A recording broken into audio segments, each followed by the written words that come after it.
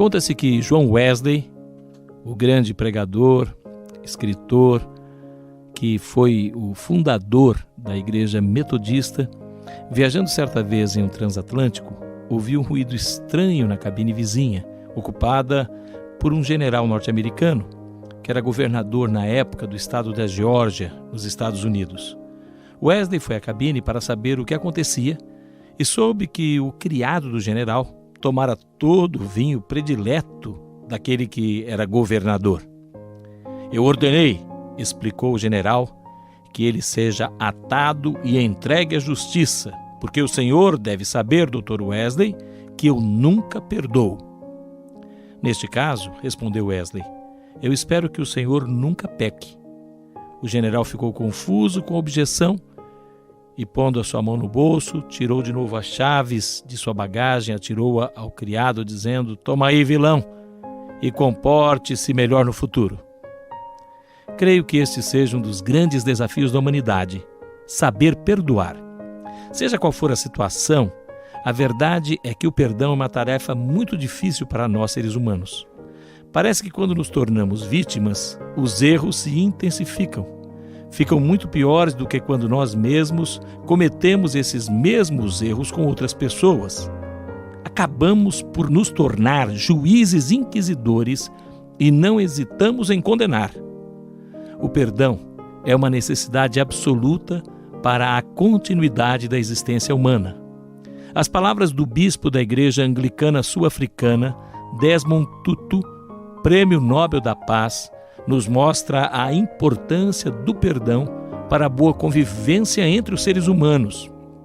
A citação em cima está inserida no sentido amplo do ato de perdoar. O bispo Tutu preocupa-se com toda a humanidade, partindo de sua experiência anti-apartheid, demonstrando assim a largueza do seu gesto, uma vez que ele próprio nasceu negro em um país que praticou a segregação racial até bem pouco tempo.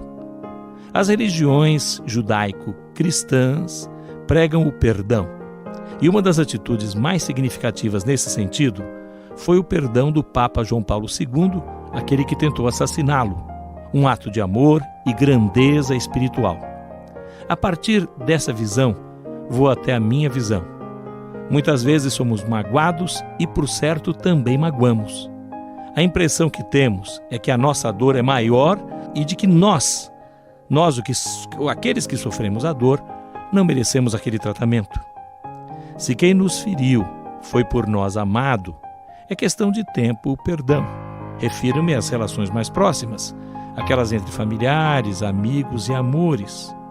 O perdão é o amor em exercício, o amor no sentido maior. Quando eu perdoo, estou praticando o amor.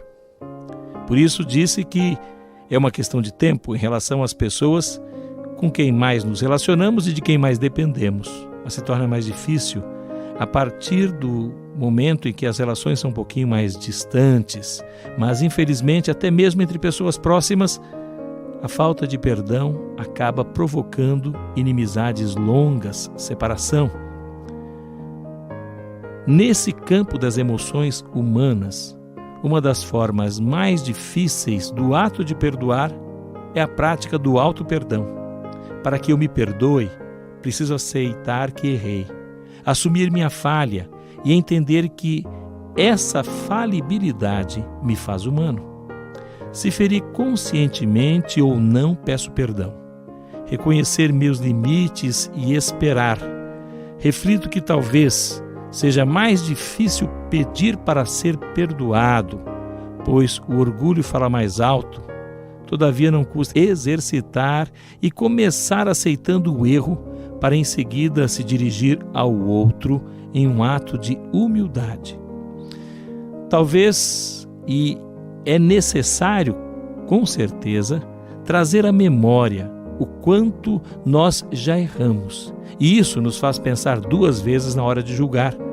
Nos remete à nossa condição de falhos e passivos de erros. Pensar que nós nunca faríamos o que certo indivíduo fez conosco é algo hipotético e abstrato. Seria muito mais fácil vivermos com atitudes concretas e que trazem reais resultados e, sem dúvida nenhuma, perdoar é uma delas. Você já parou para pensar quão mais fácil seria, em vez de que juízes fôssemos apenas nós, meros seres humanos, na hora que é necessário perdoar? Talvez teríamos 50% dos nossos problemas resolvidos. O perdoar está ligado por uma linha tênue com o pedir perdão. Quando estamos dispostos a perdoar, perdoamos até aquela pessoa que acha que não cometeu erro algum contra nós, pois está cega por seu orgulho e raiva. Mas ao procurarmos essa pessoa e pedirmos perdão a ela, não pelo conteúdo, mas pela maneira como fizemos. Quantas vezes dizemos a coisa certa da forma errada? A pessoa está magoada e talvez eu esteja certo ou você esteja certo, mas a maneira como você falou, ou seja lá como ela interpretou, por isso é necessário que você perdoe e chegue a ele e fala perdão também, pela maneira como disse, por não ter me feito entender corretamente. Talvez essa seja a maneira mais bela de perdão já conhecida, que é ir à pessoa pedir perdão, mesmo achando que o erro não foi tão grande da nossa parte.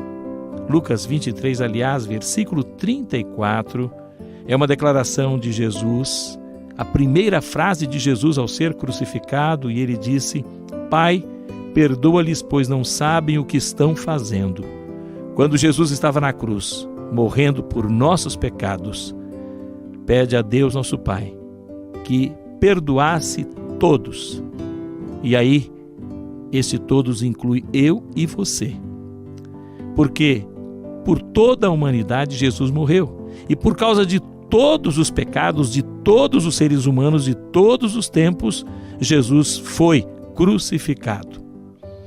E então encontramos nessa declaração de Jesus a essência do perdoar. Não somos Jesus, mas devemos ser seus imitadores. Afinal, ele foi e é o maior dos mestres. E em matéria de perdão, podemos dizer com toda certeza, ele é mestre dos mestres. A nobreza do perdão em suas atitudes é claramente observada quando nós vivemos despreendidos de raiva, orgulho e ressentimento. Quando não alimentamos nenhum tipo de mágoa dentro de nós, ela é vencida facilmente pelo perdão. Pelo perdoar, seja um desconhecido ou irmão, tudo é uma questão de escolha pessoal.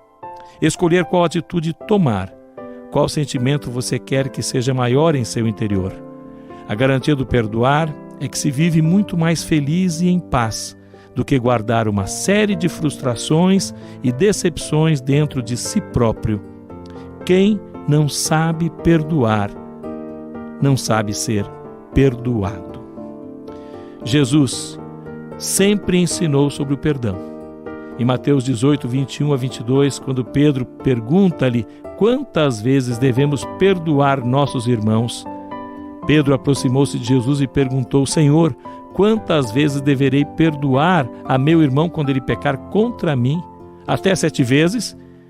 Esta era a orientação dos escribas, a orientação da tradição dos judeus. Mas Jesus respondeu: Eu lhe digo, não até 7, mas 70 vezes 7. Se dessa forma compreendermos um pouco mais do que é o verdadeiro amor, o amor incondicional de Deus por nós através de Jesus, vamos respirar mais desse Deus em nossas vidas, do que Ele nos ensinou, e vamos, deixando que Ele viva em nós, conseguir, como Ele nos perdoou, perdoar também.